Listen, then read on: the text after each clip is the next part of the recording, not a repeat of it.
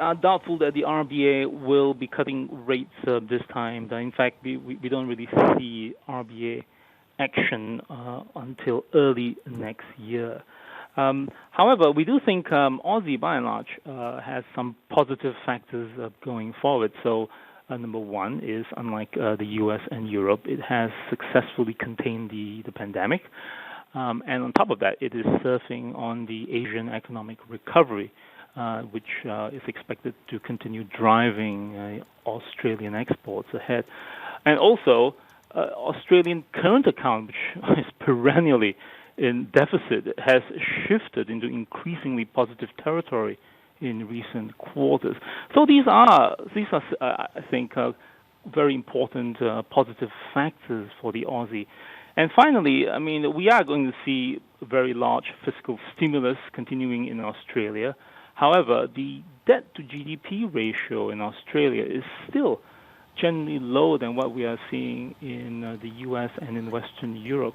So all in all, we think that these are positive fundamental factors for the Aussie dollar, so should support Aussie dollar gradually higher in time. Right. Alvin, very quickly, you have a strategy on the CNY as well as the INR, the Indian rupee? Yes, that's right. Yep. Take us through that strategy. Yes, well, we are expecting the divergence in those two countries to have an impact on how the currencies react. So we are expecting the Chinese yuan to outperform the Indian rupee going forward. And that's, again, on the back of the fact that we are having a situation where the growth is recovering and broadening in China. Growth is also recovering in India, no doubt.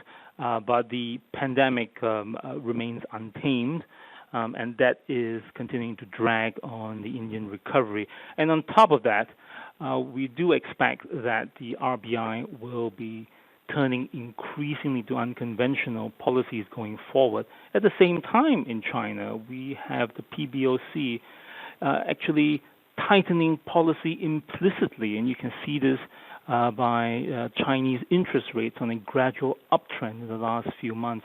So the combination of the growth and policy divergence, we think, will drive Chinese yuan outperformance against the Indian rupee.